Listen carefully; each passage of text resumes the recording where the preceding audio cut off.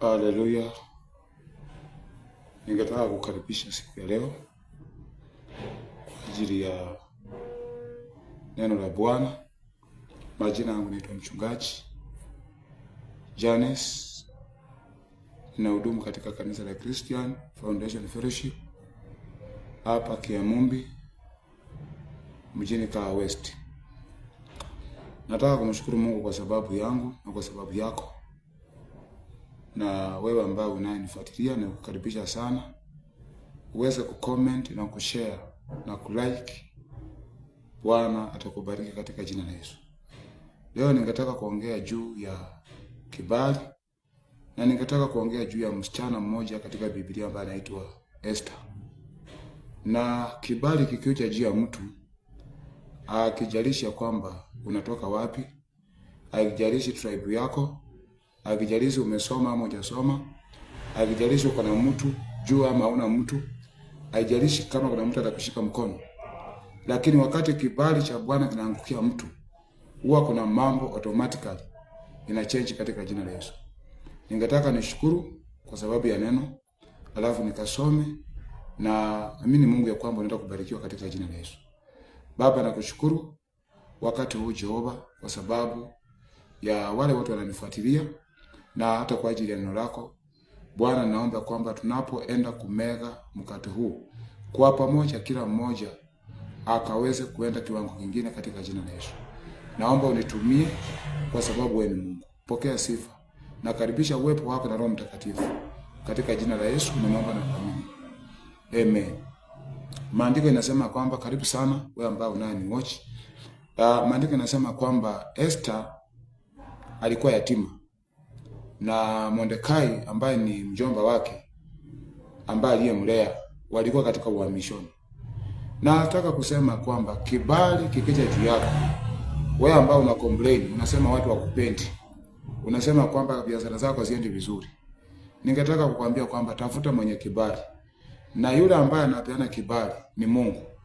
Ukiangalia historia ya Mordekai na Esther, ni historia kidogo inaweza kufanya kwamba even hata kama uko chini, utaweza kuamini kwamba Mungu anafanya kazi kwa njia ambayo hauwezi kuelewa. Kabla nisome haya maandiko, ni quote maandiko mengine kwenye kitabu cha Isaia. Kitabu cha Isaia 40 and verse number 28. Inasema kwamba hamjawahi kusikia kwamba Mungu yeye achunguziki, wala mawazo yake hayafahamu. Nataka kusema kwamba mawazo ya Mungu hayawezi kuchunguzika. Yeye ana mwisho wala ana mwanzo. Lakini kile Bwana ameanzisha juu yako ni lazima kitimie katika jina la Yesu. Biblia inaongea habari Esther. Ningetaka tusome neno la Bwana, so tukaendelee. Kitabu cha Esther chapter 2 verse number 9. Esther chapter 2 verse number 9. Maandiko yanasema kwamba msichana huyu alimpendeza sana kupata upendeleo mbele zake. Mara moja akaanza kupata matunzo ya uzuri na chakula cha kipekee. Alimpa Esther vichakazi 7 waliochaguliwa kutokana na chumba cha kifalme ya mfalme, na kumuhamisha yeye pamoja na vichakazi wake katika sehemu bora zaidi katika nyumba. Maandiko inasema kwamba wakati msichana huyu Esther, wakati kibali kilianguka juu yake, ama kitu tunaita na Kiingereza favor, wakati favor ya Mungu ilianguka juu yake, maandiko inasema kwamba Esther aliondolewa katika wanawake wasichana wengine, akatengwa, akaekwa katika chumba maalum. Mpendwa, ningetaka kukwambia kitu kimoja.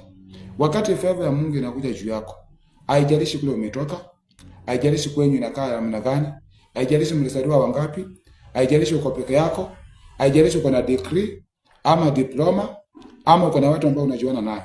Favor ni kitu ambaye inasaidia mtu ambaye hata ako chini. Maandiko yanasema wakati kibali cha Bwana kilishuka juu ya Esther, number 1 kitu tunaona ni kwamba akapata kitu tunaita upendeleo, akapata kukubalika. Alafu number 2 tunaona kwamba akatengwa, which meaning wakati favor ya Mungu imekuja juu yako, kuna mambo hautangangana. Na ningetaka kuambia mtu mchana wa leo ya kwamba anayeng'ang'ana asubuhi hii ya leo ya kwamba uweze kumwamini Bwana. Tafuta Mungu. Mimi wakati mwingi huwa ninaambia watu ya kwamba don't blame people. Tafuta Mungu mwenye kupeana vitu. Tafuta Mungu mwenye kupeana fedha. Tafuta Mungu ambaye anainua watu. Mara nyingi watu wanatafuta majina, wanataka wajulikane na watu, wanataka wajishikanishe na watu wakubwa. Fedha ya Mungu ikikuja juu yako, even hao wakubwa, Bwana atakuunganisha tu nao. Wakati kibali kilishuka juu ya Esther, hakung'ang'ana. Tunaona akitolewa kule alikuwa, akiandaliwa mahali pazuri, akapatiwa wafanyakazi wale ambao walikuwa wanamshughulikia, na maandiko inasema kwamba the process ya kuanza kumwandalia, ya kumwacha kumwandaa ikaanza.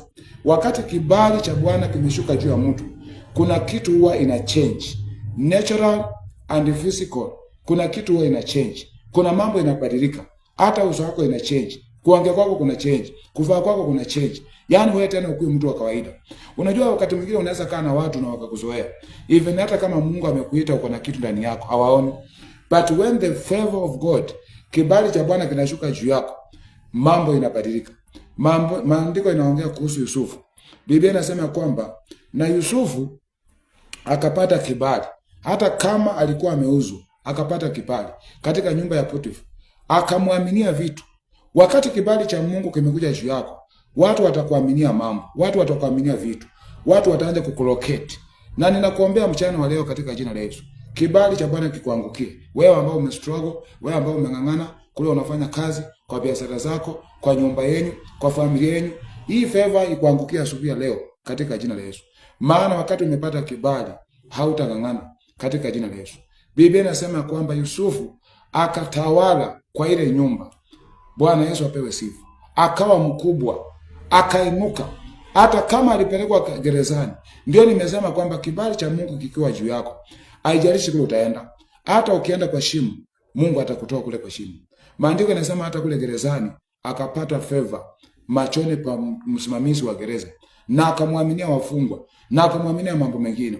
Na vile vile aliendelea na kazi yake. Pamoja na kibali cha Bwana, aliendelea na kazi yake. Aliendelea kutafsiri, aliendelea kufanya kazi ya Mungu. Hakuacha kufanya kazi ya Mungu kwa sababu ametezwa, kwa sababu kwa gereza. Lakini kuna watu wakipatana tu na mambo madogo, wanaona ni kama Mungu amewaachilia. Wanaanza kuongea mambo mabaya, wanakasirika, wanalaani Mungu, wanaongea kinyume. Biblia inasema kwamba Yusufu akaendelea na kazi. Na tunaona kwa sababu favor ya Bwana ilikuwa juu yake, mfalme aliota ndoto.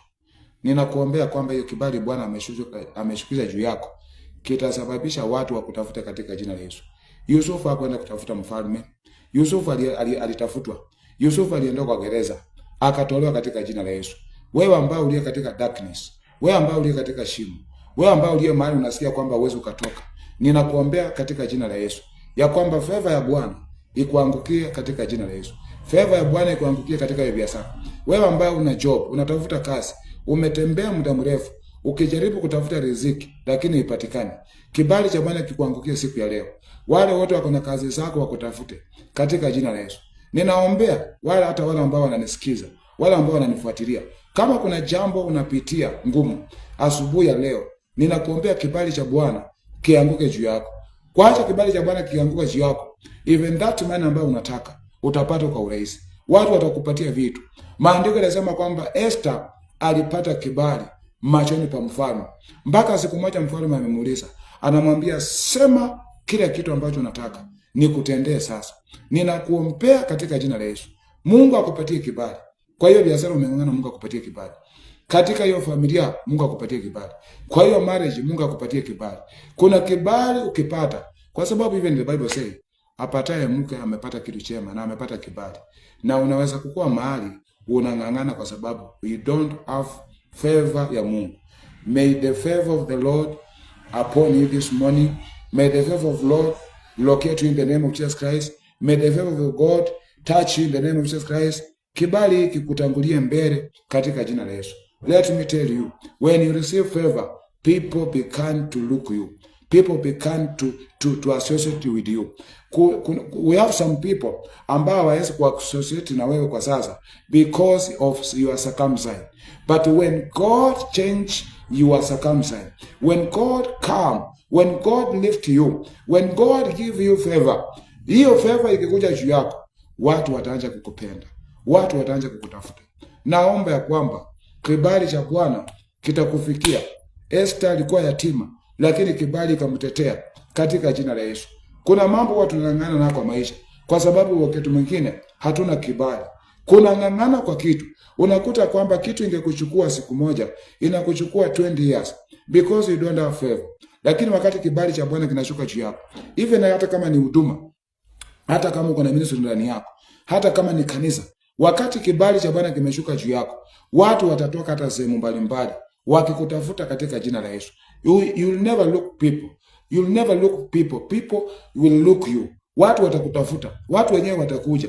Kwa sababu kuna kitu ambacho kiko ndani yao, kina watrap. Maandiko yanasema kwenye Luke chapter 2 and verse 52 ya kwamba Yesu akapendeza, akapata kibali machoni pa Mungu na machoni pa wanadamu. I can tell you very sure, sometime we struggle because we don't have favor. Na kama kuna kitu nimeamua hata mimi mwenyewe binafsi kujiombea, ni kwamba kibali cha Bwana kikashuke kwa maisha yangu, na wewe pia kibali cha Bwana kikashuke juu yako. Yesu akapata kibali machoni pa watu na akakubalika na mambo mengi yakatendeka. Tunang'ang'ana pengine kwa sababu hatuna kibali, lakini ninakuombea kibali cha Bwana kianguke juu yako. Wewe ambao unang'ang'ana katika biashara, kibali cha Bwana kikuangukie. Mtoto wewe ambaye anang'ang'ana katika masomo, pengine unang'ang'ana hata kulipa school fees ya mtoto, ninakuombea katika jina la Yesu, kibali cha Bwana kikuja juu yako in Jesus name. Wakati kibali kimeshuka juu yako, watu watakuja, vitu zitapatikana, milango itafunguka. Kuna kibali ambacho ukipata, milango zinafunguka automatically. Wakati Esther alipata kibali, the Bible say milango zake zilifunguka. Hata wewe ninakuombea milango zako zifunguke. Na unaangalia kwamba wakati kibali, mstari wa ngapi? Mstari wa 17. Hiyo ni chapter 2 verse number 17. Chapter 2 verse number 17 of Esther. Biblia inasema kwamba basi ikawa mfalme alivutiwa na Esther zaidi kuliko wanawake wengine wote, naye akapata upendeleo na kibali kuliko mabikira wengine. Kisha akamvika taji la kifalme kichwani mwake. Tunaona ya kwamba wakati Esther amepata kibali machoni pa wanadamu, machoni pa mfalme alipendezwa naye sana na akapata upendeleo. Upendeleo ni kitu ya kipekee. Yaani kile ambacho Mungu amekupatia ni cha kipekee. You'll never share with anyone. Au tashiriki na mtu yote. Akapata upendeleo wa hali wa juu. Wakati mwingine tunang'ang'ana kwa sababu pengine hatujapata hiyo upendeleo. Si Mungu aweke kitu ndani yako. Si Mungu aweke favor ndani yako. Si Mungu aweke favor katika hiyo biashara. Si Mungu aweke favor kwa hiyo kazi. Si Mungu akupatie favor na wakubwa hawa ambao wamekuwa wakikudharau, mahali ambapo umekuwa ukipita ukishushwa. Favor ya Bwana ianguke kwako katika jina la Yesu. But hii favor haiwezi kupatikana bila kumtafuta Mungu. Ukiangalia mtu kama Mordekai, ni mtu alichukua time yake kutafuta Mungu. Ni mtu ambaye hakuridhika. Kuna watu wanaridhika na pale wako. Bwana Yesu apewe sifa. Kuna watu wanaridhika na ile kitu ambacho anafanya. Mordekai alitafuta Mungu usiku na mchana, hata akiwa gate man. Kwa hivyo haijalishi pale huko, mahali unakaa ama circumstances zako, tafuta Mungu kwa njia yote. Kwa sababu wakati unatafuta Mungu, Mungu ataonekana katika jina la Yesu. Wewe unayefanya kazi ya saluni, wewe unayefanya kazi ya nyumba, hata kwa hiyo nyumba unahitaji favor na wakubwa wako katika jina la Yesu. Sometimes mnasosana na wakubwa kwa sababu hauna favor. Wacha favor ya Mungu kuangukie katika jina la Yesu. Wacha favor ya Mungu ishuke juu yako. Wacha kuanzia sasa Mungu akutetee. Wacha mafuta ya Bwana ikuje juu yako katika jina la Yesu. Right now, mkono wa Bwana wenye neema ikuangukie katika jina la Yesu. Maandiko yanasema akapata upendeleo na akatengwa na mfalme akaweka taji juu yake. Angalia mtu kama Ruth. Ruth amefuata Naomi na Naomi hakukuwa na chochote, but alikuwa na kitu. Naomi alikuwa na kitu ambacho kilifanya Ruth amfuate. Na maandiko yanasema kwamba wakati walifika Bethlehem, Mungu akawa ametengeneza njia. Mungu akutengenezea njia asubuhi ya leo. Ruth akakubalika na Boaz katika jina la Yesu. Kulikuwa na wanawake wengi, kulikuwa na wasichana wengi, lakini Ruth peke yake akapatikana, ijapokuwa alikuwa mjane. Kwa hivyo sakamsa ya kusema kwamba niko vile nilivyo kwa sababu sina watu wa kunishika mkono, niko vile nilivyo maana sikusoma, niko vile nilivyo kwa sababu sikuzaliwa katika hii familia, niko vile nilivyo kwa maana mama yangu sina wazazi. Ondoa hiyo kitu katika jina la Yesu. Hiyo mawazo ni ya kishetani, ondoa. Wacha kumpatia shetani nafasi kila wakati kumtukuza. Wacha asubuhi leo umtukuze Bwana. Wacha umshukuru Bwana. Maandiko inasema ya kwamba tumshukuru Bwana kwa kila jambo. Haijasema tumshukuru kwa mambo mazuri, imesema kwa kila jambo. Kwa hivyo right now begin to thank God ya kwamba favor ya Mungu itakuja juu yako na itakupandisha juu, itakutoa hapo ulivyo katika jina la Yesu. I want to trust God ya kwamba if now, right now, wakati ninahubiri sahi, ukiamini Mungu na uamini ya kwamba mkono wa Mungu uko na uwezo na nguvu, hiyo kibali cha Bwana kikashuke juu yako. Tunaona wakati Esther amepata kibali in chapter verse number 17, mfalme akamfika taji. Unaenda kupata taji kwa hiyo kazi. Unaenda kupata taji hapo mahali umeng'ang'ana. Hiyo kampuni umepeleka CV zako zimekaa na hakuna mtu anaziangalia. Wakati kibali imeanguka juu yako, hata wale wako kwa ofisi watasumbuliwa katika jina la Yesu. May the favor of God locate you in the name of Jesus Christ. Pengine watu wakusikizi, lakini kibali cha Bwana kikikuja juu yako, hata kama uongei vizuri, hata kama maneno yako unaongea ukiwa stammer, watu watakusikiza katika jina la Yesu. Kwa sababu kuna kitu inaitwa favor, na favor ikishuka juu ya mtu, hii itamsaidia katika jina la Yesu. Na ndiposa ningetaka kukuambia asubuhi ya leo, usikufe moyo my sister, my brother, usikufe moyo. Be encouraged in the name of Jesus Christ. Wacha kibali cha Bwana kikuje juu yako. Wacha kibali cha Bwana kitembee na wewe. Wacha mafuta ya Bwana ikuje juu yako katika jina la Yesu. Mungu akikumwagilia mafuta, hata kama watu wakutaki watakupenda. Mungu akikuwekelea mafuta yake na kibali kikuja juu yako, utatafutwa katika jina la Yesu. Daudi alikuwa akichunga kondoo, lakini tunaona Mungu amemchagua. Tunaona favor ya Bwana iko juu yake. Tunaona akiwa anachunga kondoo, hata watu wakwao walimsahau. Hata mzazi alimsahau.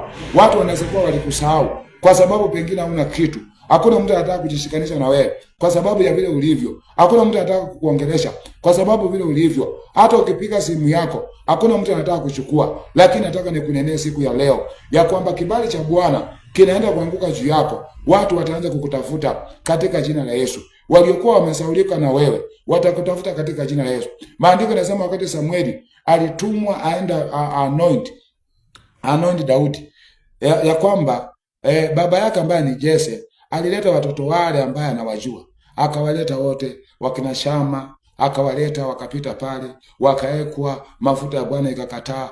Wacha nikwambia, hakuna mtu atachukua kilicho chako. Wakati kibali cha Bwana kimesimama, Mungu atasimamisha kila kitu. Mungu atasimamisha watu, watasimama, watakuongojea. Mungu ataweka mioyo ya watu ikae hapo mizito mpaka ufike katika jina la Yesu. Mungu atafunga hiyo mfereji ambayo lazima wewe ndio utafika, ndio hiyo mfereji ifunguke. Maandiko yanasema kwamba Samueli alipojaribu hata kumwaga mafuta ilikataa, lakini wakati Daudi alikuja, kwanza aliuliza kama kuna mwingine amebakia. Sikiza madharau na sikiza kusaulika, but kibali cha Bwana kilikuwa na mtumishi wa Mungu Daudi. Maandiko yanasema kwamba baba yake alisema kwamba kuna kingine kamebakia, yani madharau ya hali ya juu. Lakini ninashukuru Mungu kwa sababu kibali kikiwa juu yako, haijalishi wewe ni mdogo, haijalishi wewe ni mkubwa kwenyu. Unaweza kuwa mkubwa katika familia, na pengine hakuna mtu anakurecognize kwa sababu labda hauna chochote, but wakati favor ya Bwana inaanguka juu yako, wewe ndio utabadilisha familia. Wewe ndio utaleta mwangaza katika familia. Wewe ndio utafanya kwenyu mwangaza ipatikane katika jina la Yesu. Wewe ndio utafanya kwenyu watu waokoke. Wewe ndio utafanya kwenyu mambo makubwa yatendeke katika jina la Yesu. Maandiko yanasema wakati Daudi aliletwa, mafuta ya Bwana ikakubali kutirika. Ninatangaza katika jina la Yesu, mafuta ya Bwana itirike kwa kituo chako kwa njia sasa. Miujiza ianze kutendeka. Mambo makubwa yaanze kutendeka. Before ifike jioni, may God visit you in the name of Jesus Christ. Kibali cha Bwana kishuke juu yako. Hayo mambo ambayo ulikuwa unamtarajia Bwana kutendee, wacha kibali cha Bwana kisababisha kwamba itendeke in the mighty name of Jesus Christ. Daudi akamwagiliwa mafuta, lakini bado waliendelea na madharau. Lakini tunaona Daudi ndiye anapiga zeze mpaka mapepo zinaondoka, mpaka mfalme anatulia. Ninakuombea ya kwamba Mungu ataweka kitu ndani yako na kibali, na hiyo kitu itafungua milango katika jina la Yesu. Goliati ambaye alikuwa amesumbua watu kwa muda mrefu, amewafinyilia, amewapiga. Hiyo shida ya kwenu wewe ndio utaimaliza katika jina la Yesu. Daudi alimuondoa na siku moja na akamuondoa na sekondi moja. Ninakuombea katika jina la Yesu. Whatever you have struggle, umeng'ang'ana kila mahali huko, umeng'ang'ana kwa biashara, umeng'ang'ana kwa maisha, favor ya Mungu ikutafute leo, asubuhi ya leo katika jina la Yesu. Kibali cha Mungu kikikuangukia juu yako, hata wale ambao walikublock watakuwa unblock, wale ambao walikublock wataanza kukutafuta, wale ambao walikuwa hataki kukuwatch. Unajua sometimes hata unaweza kukua vile ninahubiri namna hivi, na pengine watu wataki kukuangalia ama kukuwatch, kukusikiza, but wakati kibali cha Bwana kitaanguka juu yako, utaanza kusikia mtu akisema this is my pastor, this is my reverend, huyu tulikuwa tunasoma na yeye, huyu tunajuana na yeye, huyu, kwa sababu kuna kitu iko ndani yako. Kwa hivyo ningetaka kuambia mtu ya kwamba pray, let favor of God be upon you. Kibali cha Bwana kiwe juu yako. What you need, my sister, what you need, my brother, it is only the favor of God. Nation will begin to locate you. Nation will begin to look you, because the favor of the Lord has come upon you in the name of Jesus Christ. Yesu anasema katika Luke chapter 4 verse number 18. Luke chapter 4 verse number 18. Let me read that word. Luke chapter 4 and verse number 18. Listen to me. I am talking about favor. May the favor of God begin to locate you, to touch you in the name of Jesus Christ. May destiny helper ambao ulitengenezewa waanze kukutafuta katika jina la Yesu. Luke chapter 4 verse number 18 inasema kwamba Roho wa Bwana yu juu yangu, kwa sababu amenitia mafuta kuwaletea maskini habari njema. Haleluya.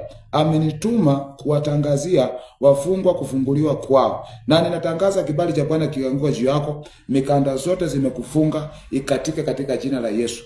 Every chain be broken right now.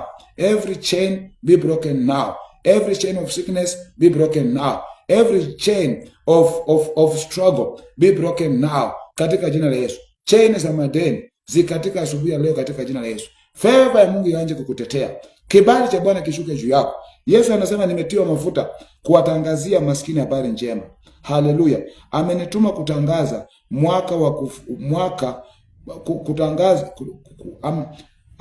amenituma kuwatangazia wafungwa kufunguliwa kwao, na vipofu kupata kuona tena, kuwaweka huru walioonewa. Listen to me. Kuwaweka huru walioonewa. Wakati kibali cha Bwana kinaanguka juu yako, you are free in Jesus' mighty name.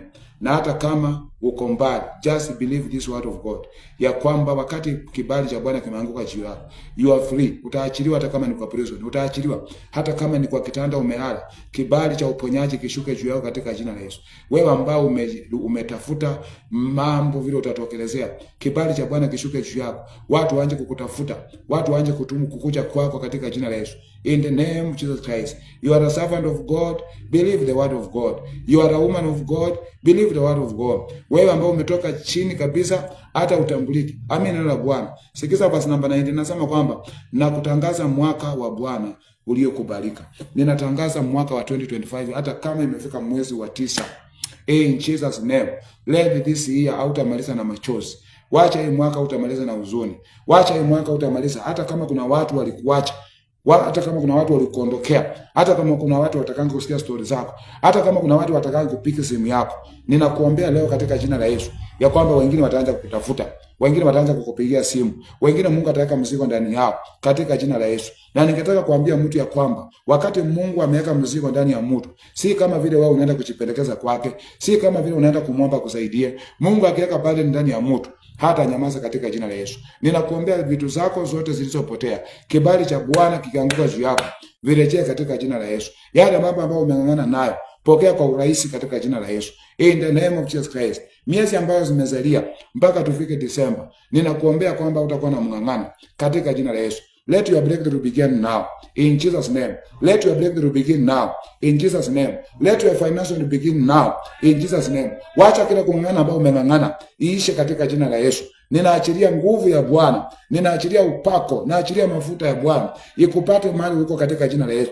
Kibali cha Bwana kikuangukie katika jina la Yesu. Hiyo kung'ang'ana iondoke sasa, in the mighty name of Jesus.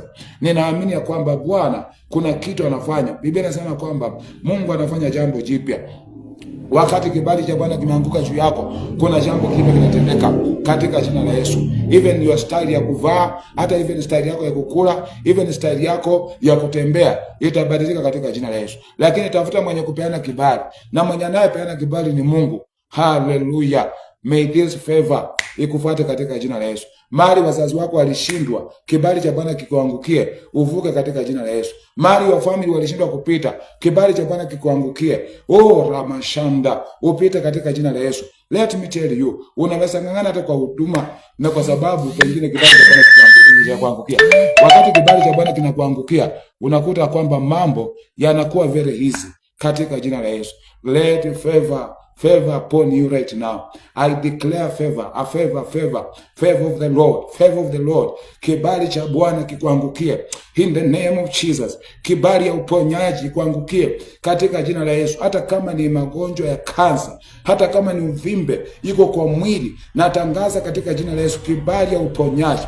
Pokea kibali ya uponyaji, pokea kibali ya ushindi, pokea kibali ya ushindi in the name of Jesus Christ. Whatever you are, I declare favor ya Bwana ikuangukia katika jina la Yesu. My sister, my brother, favor ya Bwana ikikuangukia asubuhi ya leo, itakubeba katika jina la Yesu. Let favor carry you. Let favor carry you. Let favor carry you. Vile umeng'ang'ana muda mrefu, kibali cha Bwana kikuangukie katika jina la Yesu. Wewe ambaye uliye katika usi na umekaa kwa muda mrefu, kibali cha Bwana kikuangukie.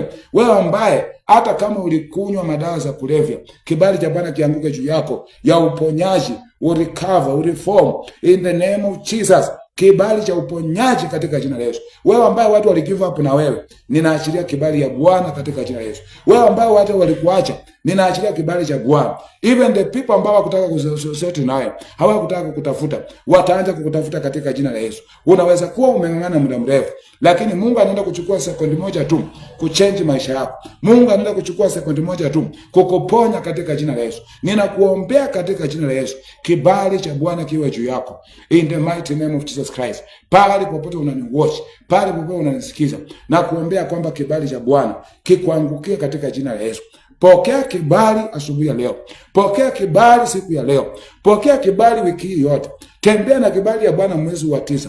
Tembea na kibali ya Bwana hata mwezi wa 10. Mpaka Disemba, tembea na kibali cha Bwana. Wacha kibali cha Bwana kifungue milango. And doors ambazo zilikuwa ziweze kufunguka, ikafunguke katika jina la Yesu. Ile milango ambayo umetafuta kwa miaka mingi, ninatangaza kibali ya Bwana ikafungue katika jina la Yesu. Ile maono, ile vision ulikuwa nayo ukiwa high school na ilishindikana, the favor of God ikakufungulia katika jina la Yesu. Kibali cha Bwana kikuangukie in the mighty name of Jesus Christ. Your vision itarejeshwa, maono yako itarejeshwa katika jina la Yesu. Wewe ambaye mikono yako ilikuwa imekataa kupokea kitu, ninaachilia kibali ya kupokea. Ninaachilia kibali ya kupokea. Ninaachilia kibali ya kupokea. Pokea katika jina la Yesu. Hata kama uone chochote, naachilia kitu kwa mikono yako. Receive it in the name of Jesus. Maandiko yanasema na wale wanayemjua Mungu wao, katika Daniel chapter 11 and verse number 32b, wale wamjuae Bwana Mungu wao watafanya mambo makubwa. Nimekuja kutangaza ya kwamba kuna Mungu anayefanya mambo makubwa, kuna Mungu anayeinua, kuna Mungu anayeponya. Hiyo uchungu, kibali ya uponyaji ishuke kwako katika jina la Yesu. Wewe ambao ulikuwa umeparalyze, ninatangaza kutoka sasa, kutoka juu mpaka chini katika jina la Yesu, favor ya Bwana ya uponyaji ianguke juu yako. Wewe ambao umestruggle, umehama nyumba baada ya nyingine kwa sababu ya kukosa rent, kibali cha Bwana kianguke juu yako. Ramashaka ramashanda in the mighty name of Jesus. Wacha Mungu akutetea asubuhi ya leo. Wacha mkono wa neema wa Mungu ishuke juu yako katika jina la Yesu. Ningetaka kumaliza na kuomba ya kwamba uamini neno la Bwana pale popote ulipo. Kibali cha Bwana kikuangukie, kibali cha Bwana kikutetee katika jina la Yesu. Mafuta ya kibali yaanguke juu yako. Wacha mafuta ya kibali iteremke juu yako. Ile mafuta ilifanya kwamba Jonathan ashikane na Daudi na apende Daudi, maana kulikuwa na kitu, kulikuwa na favor. There is something ambayo ilikuwa ndani ya Daudi ambayo Sauli hakuwa anaona, lakini lakini mtoto wa Sauli ambaye anaitwa Jonathan aliona kitu ndani yake. Naomba watu waanze kuona vitu ndani yako. Watu waanze kukuona wewe ukiwa mtu wa maana. Watu waanze kukutambua. Waanze kujua kuna kitu umebeba katika jina la Yesu. May the favor of God locate you in the name of Jesus Christ. Na Jonathan akapenda Daudi. Ninakuombea katika jina la Yesu. Mungu atakuinulia watu watakushika mkono. Kwa sababu kule unataka kuenda, unahitaji watu wa kushika mkono. Unahitaji watu ambao watakuombea. Unahitaji favor ya Bwana. Mordekai akasimama katika uombezi na akaomba na favor ikapatikana. Kulikuwa ni wakati wa mateso, lakini Esther akachaguliwa. Favor ya Bwana ijui kiangaza. Favor ya Bwana ijui ukame. Favor ya Bwana ielewe economy imeenda juu. Wakati favor ya Bwana imeanguka juu yako, ya kwamba vitu zote ambazo unataka utazipokea katika jina la Yesu, na kuombea kibali ya Bwana ianze kukutetea sasa katika jina la Yesu. Kibali ya Bwana ianze kukutetea. Mafuta ya Bwana ianze kukutetea. Listen to me. John the Baptist, nikimaliza, John the Baptist alikuwa na kitu tunaita magnetic anointing, yani upako ya kibali ya kuvuta. Yeye alikuwa nyikani akivaa ngozi ya kondoo, hata hakukuwa anavaa suti vile tunavaa suti siku ya leo, lakini maandiko yanasema kwamba watu walikuwa wanatoka mijini wakimwendea kwa sababu alikuwa na favor ya Bwana. Yesu mwana wa Mungu, ninakuombea asubuhi ya leo ya kwamba ataweka kibali juu yako katika jina la Yesu. Watu walimwendea John the Baptist akiwa kule na amevaa ngozi, wakamwendea kule nyikani. Mungu aanze kuleta watu kwa maisha yako ambao watakuwa msaada. Mungu aanze kuachilia kibali. Ninakuombea kibali katika jina la Yesu. Natangaza kibali, kibali, kibali, kibali. Kule ulipeleka makaratasi zako na zimewekwa chini, asishughulikiwe na mtu. Ninaachilia kibali. Wewe ambaye ulikuwa jobless, naachilia kibali ya kazi katika jina la Yesu. Pokea kibali sasa. Pokea kibali sasa. Pokea kibali sasa. Pokea kibali sasa. Kibali kianze kukutetea in Jesus name. Wewe ambao ulikuwa hakuna mtu anakujua, kibali cha Bwana kianze kukutetea katika jina la Yesu. Even hata kama ni Amerika, Mungu atapatia mtu mzigo ramashanda katika jina la Yesu. Pokea kibali in Jesus name. Ningetaka kusema kwamba Mungu wa amani awabariki sana. Wewe ambao umekuwa ukinifuatilia, may God bless you, bless you. May God give you favor. Receive the favor ya Bwana. Na hata wewe ambao utakutana na haya mahubiri, share and like. Kibali cha Bwana kikiwa juu yako katika jina la Yesu, and comment in Jesus mighty name. Ninaomba yoyote ambaye atakayesikiza mahubiri ya siku ya leo, kibali cha Bwana kiwe juu yake katika jina la Yesu. Kwa hivyo Mungu akubariki. Ningetaka kuwaombea na wewe uamini Mungu mahali ulipo ya kwamba kibali cha Bwana kinaenda kuanguka juu yako katika jina la Yesu. Baba, ninakushukuru kwa sababu ya neno lako. Nakushukuru kwa sababu Bwana umetunenea na kutufundisha kuhusu kibali. Na hiyo kibali tunahitaji asubuhi ya leo. Na sasa ninaomba ya kwamba yoyote amesikiza hii neno na ameamini, kibali kimwangukie. Kuna mtu alikuwa na kazi, kuna mtu alikuwa hata amefika mwisho, hata mwingine alikuwa anasikia kwamba anaenda kujiua, mwingine alikuwa amechoka hata na ministry, mwingine alikuwa amechoka na hiyo biashara, anasikia kwamba hiyo biashara imemsumbua.